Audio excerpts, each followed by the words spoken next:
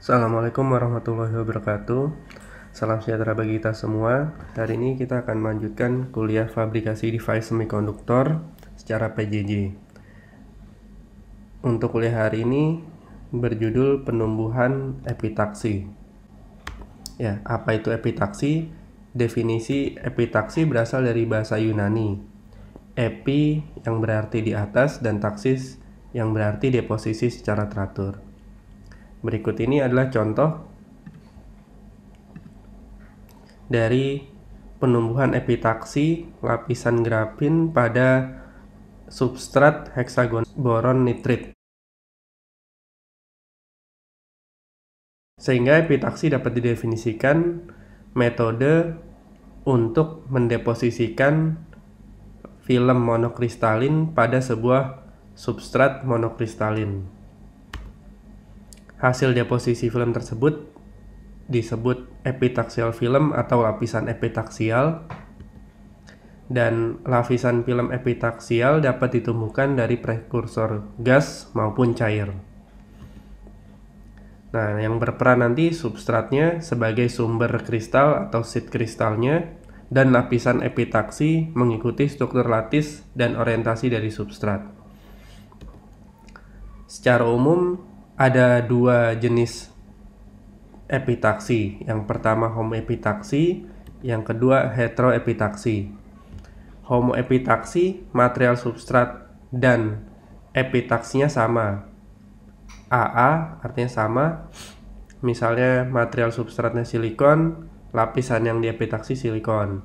Begitu juga material substratnya gallium arsenide, lapisan yang diepitaksi gallium arsenide juga.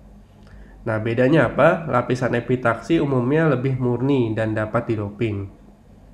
Jadi, lapisan epitaksinya walaupun sama, dia bersifat lebih murni maupun dia dapat didoping. Sedangkan heteroepitaksi, material substrat dan material epitaksinya berbeda. Misalnya, material yang akan diepitaksi itu ALAS pada substrat gallium arsenide.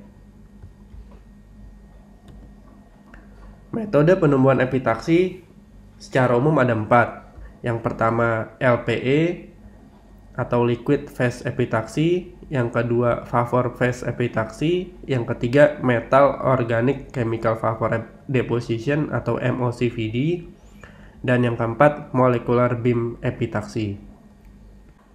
Perbandingan metode epitaksi dapat dilihat pada tabel berikut. LPE, VPE itu merupakan metode yang paling awal, jadi dia menggunakan liquid phase dan vapor phase untuk membuat epitaksinya. Fitur dari LPE, dia dapat ditumbuhkan menggunakan supersaturated solution ke substratnya. Kekurangannya, kalau untuk di area yang besar dia tidak bisa, limited substrate area, dan dia sulit untuk dikontrol karena dia menggunakan liquid phase. Jadi dia sulit untuk dikontrol untuk membuat lapisan yang sangat tipis. Kemudian ada VPE atau vapor phase.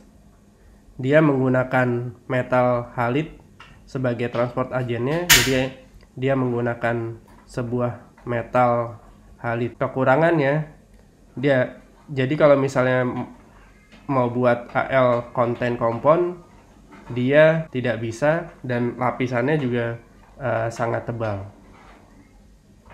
Nah, metode baru yaitu MBE dan MOCVD ini untuk mengatasi LPE dan VPE. Nah, di MBE dia bisa mendeposit epi layer pada ultra high vacuum sehingga dia sangat murni atau lebih murni.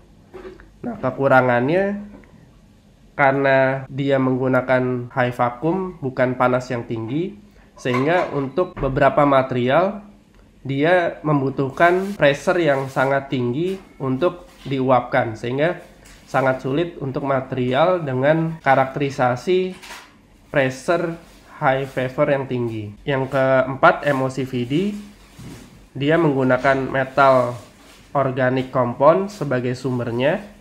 Dia juga memiliki batasan, yaitu beberapa sumber metal organik seperti ASH3 ini sangat berbahaya atau sangat beracun. Ya, sekian kuliah hari ini, semoga bermanfaat. Assalamualaikum warahmatullahi wabarakatuh.